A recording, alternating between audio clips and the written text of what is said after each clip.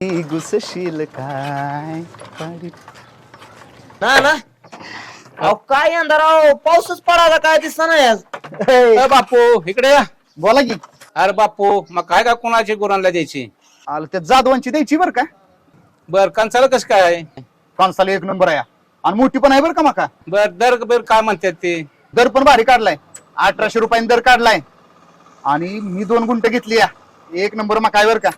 लय अवघड झालंय बाबा, दुष्काळ पडलाय, गुरांना खायला देखील काय नाही. बरोबर आहे बरं का तुझं. लय बेकार दिवस चालत आहे. बरं जा रतिपवाली वाट बघत असते रे. हो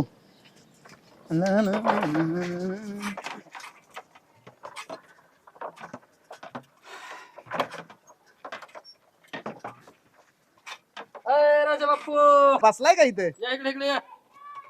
हे बघ तुझी बातमी आली. माझी बातमी कशी काय पेपर मध्ये येईल बरं? दुधाची बातमी आली तुझ्या. होय, बरं झालं वाच बरं. ती दुधाचं दर वाढणार होतं, कितीने वाढलं रे? कशाचं वाढलं घटलं? हे बघ, महाराष्ट्रात 5 रुपयाने दुधाच्या भावात घट. शेतकऱ्यांमध्ये दूध उत्पादकामध्ये तीव्र नाराजी. मला शेतकऱ्याच्या मालाला भावच मिळत नाही. माझ्या गरिबांना रतिबाल्यांना लुबडायचं कमी करा. 5 रुपयानं दूध इकडे कमी झालंय, तुम्ही 5 रुपयानं कमी करा. नाही सावकार जास्त नाही घेत काही, दर काय वाढा नाही तर. लुबडू नका लोकांना व्हायचं. बरं येऊ का?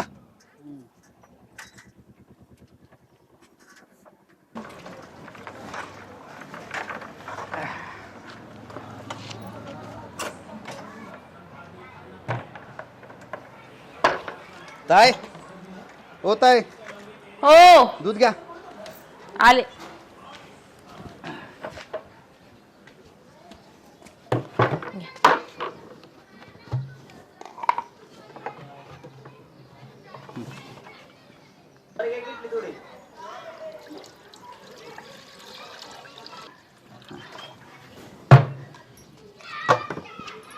घ्या. थांबा ठीक आहे, 2 रुपये. 2 रुपये? हा अहो रोज 10 रुपये घेताय, आज चक्क 2 रुपये माघारी देताय. अहो सरकारने दर कमी केल्यात आणि तुमचं जास्त घेऊन काय करायचंय? अहो पोराबाळाचा शाप लागेल मला. अहो दादा, सरकारने दुधाची किंमत कमी केली खरी, पण का हो गुरांच्या खाण्याचा खर्च कमी झालाय का? अहो ताय, दर कमी केला काय आणि जास्त केला काय? गुरांच्या चाऱ्याचा खर्च तर करावाच लागतो या. लागतोय की नाही? हा. मग मला सांगा, गुरांना जो मक्का लागतो त्याचा खर्च कमी झालाय? नाही झाला. जाऊ द्या, गोडी पेंड भुसा याचा तरी खर्च कमी झालाय का? तो कसा कमी होईल? आणि परत मग गुरांचा दवाखाना आला, त्याचा तरी खर्च कमी झालाय का? नाही. मग या सगळ्यांचा खर्च कमी नाही झाला तर तुम्ही दुधाची किंमत कमी करून स्वतःचं नुकसान का करून घेताय?